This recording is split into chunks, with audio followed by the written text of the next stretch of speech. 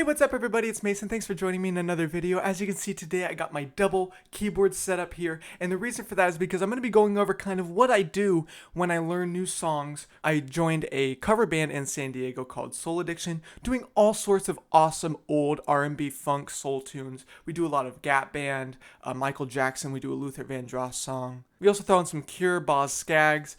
We do, all the classic Earth, Wind & Fire tunes, stuff like that. There's been a lot of material to learn and obviously a lot of keyboard work to do. And one of the songs we're actually adding this week is Off the Wall by Michael Jackson, and I love this song. But it has been a lot of work to get it ready. So in this video, I kind of wanted to go over what I'm doing to set up for that song. We're also setting up Let the Music Play by Shannon, so I'm going to go over a little bit of that as well. But anyway, up top we got the Roland Go Keys 3. This is an awesome, it was around $350, I think. Really awesome keyboard, for what I'm doing. Has a ton of sounds, a ton of options, an arpeggiator, all this great stuff. Down below I got the Yamaha Motif 6. This is a little bit of an older keyboard, a little more vintage, but it's badass. So those are the two keyboards that I'm using, have a ton of options. Of course, every keyboard is different, and this actually is more of a workstation than like a synthesizer. That's why it has, the sequencer and everything. So anyway, I'm not going to play any of the actual audio recording because I don't want to shoot myself in the foot with copyright. But the Michael Jackson Off the Wall recording starts out with this kind of like, I don't even know, it sounds like a theremin almost to me, but it's this kind of spooky melodic intro. It kind of goes like this.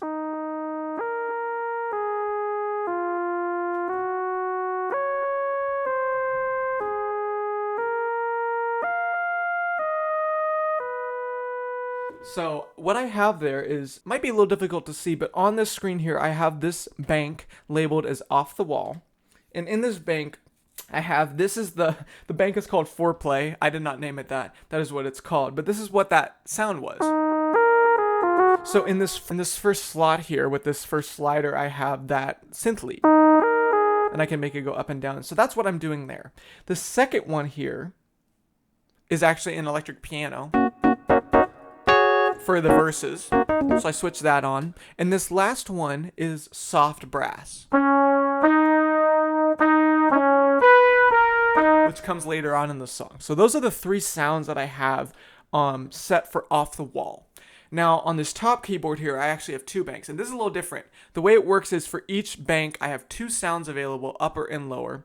So for the beginning of Off the Wall, when I'm doing this weird little theremin intro, I actually have an electric piano phaser going. So together they kind of sound like, I hope I don't mess this up, but they kind of sound like this together.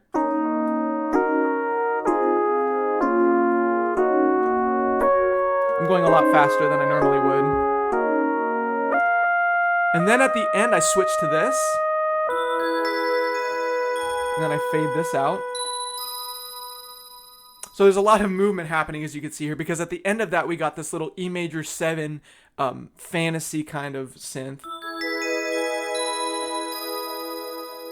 Right, and then I'm fading out this. And then boom, we hit the groove. So then I'm back into my EP phaser. Really, it's just like a D sharp minor 7 groove. I might even throw the lower keyboard here, right? Right, just grooving out, right? So that's basically what it is. So as you can see, there's a lot of movement going on, but this is really what it's all about being a keyboardist. Finding sounds, just adding the fun little stuff. So of course there's the groove, and the chorus is just a basic electric piano.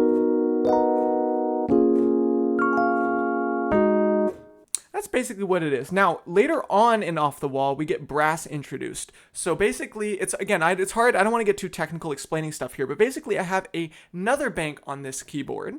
And when I switch to it, we got brass now.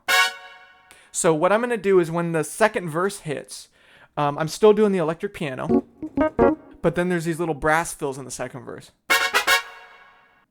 Right? Stuff like that. So, just messing around with the brass up top, right? So that's, again, adding sounds. So I'm switching to that, doing all that stuff. And then in the chorus, of course, there's that little line that goes, so I want to do that as well. And it's octaves, so I'm using both hands. Because if I just did one, it wouldn't sound as good. You want to have both. I almost messed it up there. But anyway, the last thing is, again, in the bridge here, he has more of a soft brass in the background. So what I wanted to do is I didn't want to use this kind of harsh brass. So I have the EP phaser set. And then that's when I use the soft brass in here. So I bring up the soft brass. Right? And I'm using the chords with the EP phaser up top while doing the brass down below.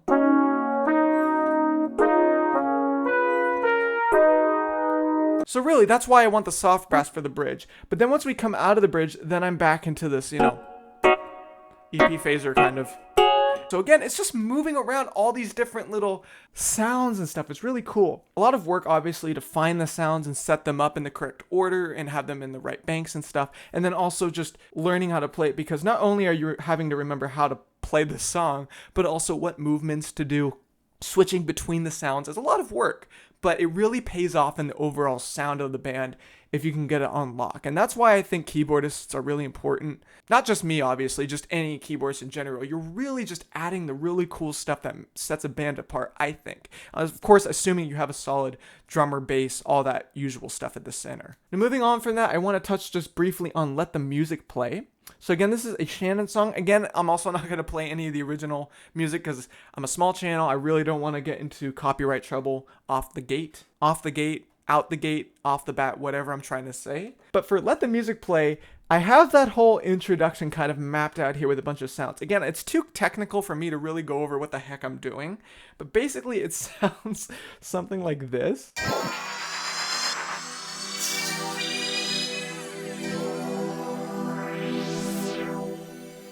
Do that, and then I just go.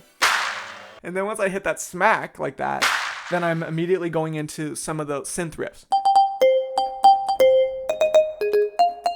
And then on the next bank over here, I hit another button. I have this sound. So I'm kind of doing both. It's really hard to do both accurately at the exact same time, so I'm kind of guesstimating the groove, but really together they kind of go like this. Trying to get more syncopated in there. I'm still learning it, but really that's what I'm doing for the verses. And then in the pre-choruses and the choruses, you got this weird like synth that kind of goes like this.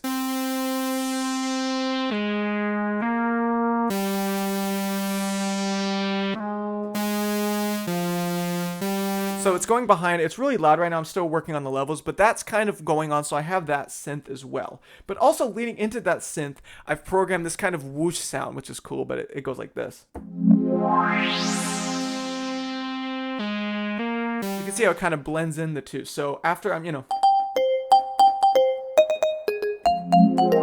I kind of programmed it so it's split. So I can be doing this little percussive stuff up here while I'm whooshing us into this other synth. So obviously with this synth here, and then the I'm switching between the banks down here, but I'm also switching at the end of the song up here because there's this synth that happens in the second and third choruses of the song that goes like this. So I have to add that, right? So again, it's just me finding the sound, messing with it so that, the release is a little longer, just so I have kind of accurate to what the record is. And yeah, just... Now during the chorus, I believe I'm doing this synth as well. So it kind of sounds like this more accurately, but it's like...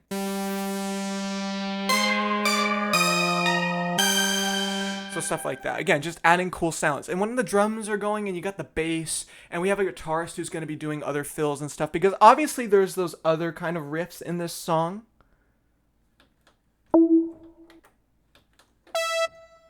That kind of go, like the...